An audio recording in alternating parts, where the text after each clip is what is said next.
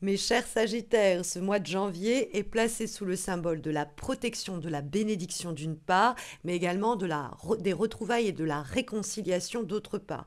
Alors, ça peut être des énergies qui travaillent ensemble au cours du mois de janvier, ça peut être des situations différentes. Mais en tout cas, on trouve dans la direction de votre mois, la carte du pape. C'est une lame majeure qui permet d'apporter protection à votre moi. Donc pour toutes ceux et celles qui vont passer des concours, qui vont demander des autorisations, des validations, etc., c'est une carte qui fait office de feu vert. Donc c'est très bon pour les examens, pour les demandes à la banque, toutes les instances et les institutions en capacité de octroyer bien leur accord ou au contraire de opposer leur veto sont ici mises en scène et nous parlent justement d'obtenir la bénédiction espérée. C'est une carte qui nous parle de nouveaux contrats, de nouveaux engagements, sur le plan même d'ailleurs amoureux. Il faut le savoir que ça peut nous parler de mariage, de pax et ainsi de suite, quoi, une forme d'engagement devant Dieu, mais c'est surtout l'idée aussi qu'on est protégé. Et ça peut revêtir des aspects un peu distincts, c'est-à-dire on reçoit une bénédiction ou une protection un peu divine, on a de la chance ce mois-ci, plus simplement, mais ça peut être quelqu'un qui fait ce travail-là. Hein, la carte du pape, c'est un conseil, c'est un conseiller, c'est un guide, c'est quelqu'un qui peut vous aider, vous aiguiller, vous accompagner, faire la lumière sur certaines situations pour que vous ne fassiez pas d'erreur, que vous empruntiez les meilleures voies. Ça peut être quelqu'un d'expérimenté, c'est-à-dire il a déjà traversé ce que vous êtes en train de traverser et donc son expérience peut éclairer votre chemin. Donc n'hésitez pas à chercher conseil et lumière, guidance et on va dire soutien autour de personnes que vous estimez, que vous respectez et qui pourraient savoir vous accompagner, vous aiguiller. Ça peut d'ailleurs être quelqu'un que vous retrouvez, que vous n'aviez pas vu depuis longtemps. Les deux énergies peuvent en effet dialoguer entre elles. Nous trouvons en vibration de votre mois de janvier la carte du 3 de Moons, enfin des lunes, mais en réalité de coupe. Et ce 3 de coupe, effectivement, est une allusion aux réconciliations, quelquefois. On retrouve des gens avec qui on s'était un peu, voilà, c'était pas terrible, on se retrouve et on oublie les épreuves passées ou les difficultés, les disputes peut-être même. On décide de faire un trait là-dessus, on passe du bon temps ensemble et ça nous soulage, ça nous allège, hein, c'est bienvenu. Mais ça peut être plus simplement des retrouvailles avec des personnes qu'on n'avait pas vues depuis longtemps. On retrouve un ancien amour perdu, pourquoi pas même, et ça nous fait énormément de bien. Mais ça peut être aussi des célébrations de groupe, c'est-à-dire qu'on atteint un objectif collectif, par exemple au travail, et on le célèbre ensemble, quoi. C'est à plusieurs qu'on se réjouit des efforts menés et surtout des résultats obtenus. C'est une carte de célébration, donc elle annonce peut-être des moments heureux autour de la validation de quelque chose, autour d'un engagement, plus simplement. Ce que l'on trouve dans les éléments et positifs et négatifs pour le mois qui vient sont deux 4. Nous avons le 4 de coupe, le 4 d'épée. Et elles dialoguent, elles sont assez statiques ces deux cartes. Les 4 sont des cartes un peu à l'arrêt. Mais le 4 de coupe, c'est le temps que l'on a pris à se connecter à soi pour ressentir notre petite voix intérieure, notre intuition, nous conseiller et nous guider. Peut-être que le pape, c'est votre guide intérieur, c'est-à-dire votre troisième œil, votre voix interne qui vous dit quoi faire, mais que pour pouvoir recevoir cette guidance-là interne, il faut faire un temps de silence et ausculter un peu ses besoins, ses envies et ses désirs. Et ça nous amène à marquer en janvier éventuellement un temps d'arrêt, mes chers Sagittaires. Mais c'est profitable, hein, dans ce cas-là, il faut s'en saisir, ça va être fructueux, on l'aura compris avec ce 3 de coupe et ce pape. Mais le 4 de coupe, ça peut être aussi des choses que jusqu'à présent on avait déclinées. Par exemple, on nous rappelait, on nous relançait pour se revoir, se retrouver, et puis on déclinait, et puis finalement en janvier on se dit, bon allez, je vais lui dire ok, on va boire ce verre.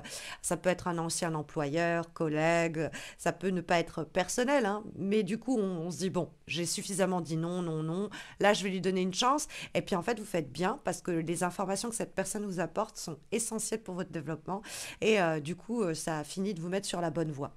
Mais ça peut être aussi cette idée que vous prenez le temps de savoir ce dont vous avez besoin et ce qui n'est plus pour vous. Mais pour autant, avec le 4 d'épée dans les obstacles et les difficultés, faut pas se déconnecter des autres et du monde. Le 3 de coupe nous parle de retrouver des gens. Alors peut-être que vous avez, pendant le mois de janvier ou même en décembre, vous subissez une période où, comme vous réfléchissez, vous pas vous replier sur vous, mais vous mettez un peu en retrait. Il ne faut pas que ça vienne contaminer vos rapports humains et vos relations, etc. Puisque la carte en question du 4 d'épée, c'est quand elle pose problème, c'est l'idée de s'isoler, un peu d'hiberner, d'être complètement amorphe sur le plan social. Donc faire attention à cela. Il faut effectivement prendre le temps de s'écouter, mais c'est en contact avec les autres, dans ce qu'ils peuvent nous apporter aussi comme information, qu'on va trouver la guidance même interne, hein, qu'on va trouver cette intuition qui va confirmer ce qu'on nous dit, par exemple, mais il ne faut pas non plus faire la sourde oreille ou se recroqueviller sur soi, c'est pas la solution. Et puis bon, ça peut énoncer plus simplement le 4 d'épée, une période de grosse fatigue, hein. Donc on prend un temps pour se remettre un peu de ses aventures passées, de l'année 2022.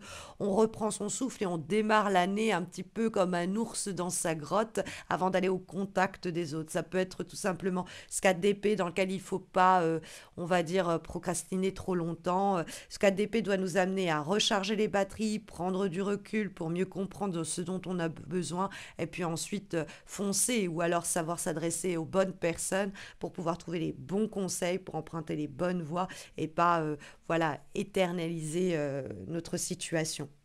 On va avoir en effet comme avant-dernière énergie, avant-dernière guidance pour ce mois de janvier, une lame issue de l'oracle Runa, et nous avons la carte Hunjo qui est associée à l'idée de joie et de bonheur. Donc c'est une carte de bonne humeur et de plénitude. Ça va bien avec la carte du 3 de coupe qui, rappelez-vous, annonçait des célébrations.